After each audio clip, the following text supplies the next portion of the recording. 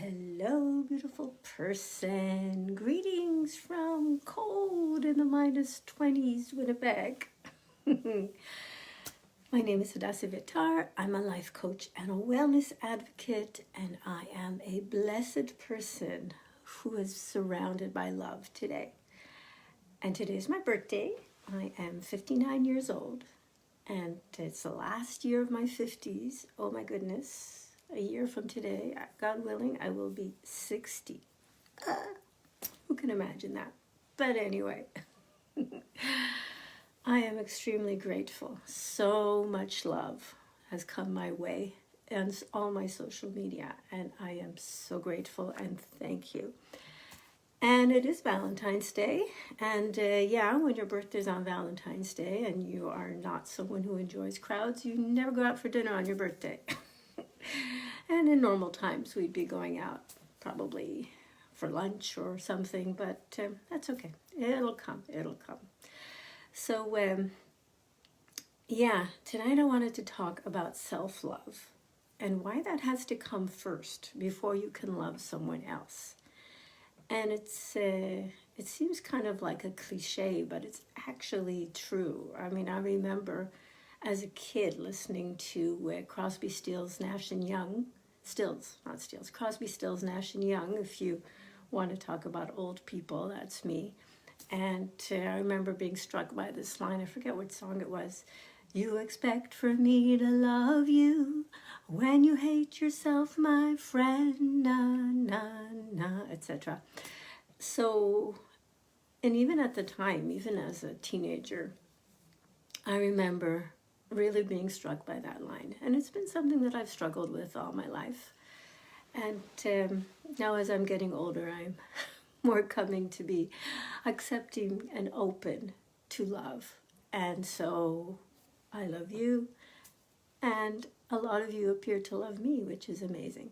But why does self-love have to come first? Why can't you just be a self-sacrificing person, a martyr who loves everyone else but doesn't necessarily love themselves? So here's the thing. You actually cannot give what you don't have. It sounds, oh, I forgot to turn off the sound, but whatever. It's really important to understand this point. You cannot give what you don't have. And if you don't love yourself, then you cannot truly love other people. And can be a pretty radical statement. I mean, you can take care of people, you can need people, you can want to be with them, you can want to make them happy, all of those things. But you can be jealous and possessive, which some people think is love.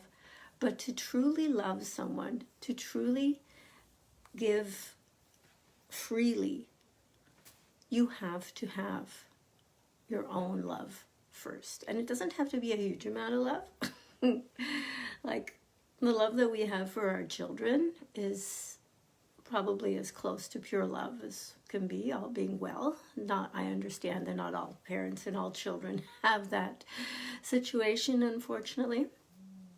But I have seen fairly close up sometimes where mothers and children don't have that sort of feeling for each other, and it's painful.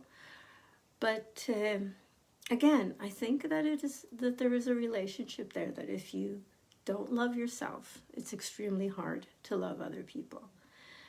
And people, there's all these stories about selfless people and people who only love other people and sacrifice themselves and all of that. And it can be amazing and fabulous. It depends on the details of the story. Can also be maybe not fabulous. Maybe it's just causes a lot of guilt and pain. But just coming back to the same concept that you can't give what you don't have. If you don't have money, you can't give it. If you don't have, spare clothing, you can't give it. And if you don't have love in your heart for yourself, you cannot have love for others. And I know this can be a pretty drastic statement, but I'm going to stand by it. And I would love to hear what you think of that, because I do feel that the source of all love, which is something that goes by many different names, we need to have that love. We need to tap into love. And it doesn't matter whether you believe in a personal God or whatever. You don't have to believe in any sort of God. The point is that if you are not tapping into true love for yourself and for other living creatures, you cannot give true love. You can give a lot of other things. You can give affection and warmth and support and help and connection and all of the things. But if you want to give love, you have to have love. And the first recipient of that love needs to be yourself. If you love everyone except yourself, there's something very weird going on. So, yeah, I just wanted to leave it at that. I would love to hear your thoughts on this.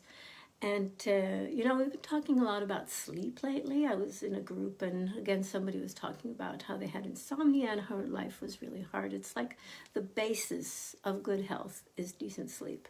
So I made a PDF with 10 of my favorite ways of improving sleep. And if you would like to have that, just drop me a message, because you know what? It's definitely a form of self-love to make sure that you get a good night's sleep.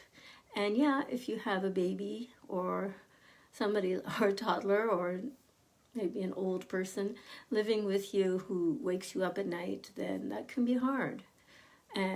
But then you need to find solutions. All that old sleep when the baby sleeps and all that. You still need to take care of yourself, even when you're taking care of somebody else. So if you would like that PDF with 10 of my favorite ways to improve your sleep, then just drop me a message. Happy to send it to you. I would love to hear your thoughts on this thesis that you have to love yourself before you can love other people.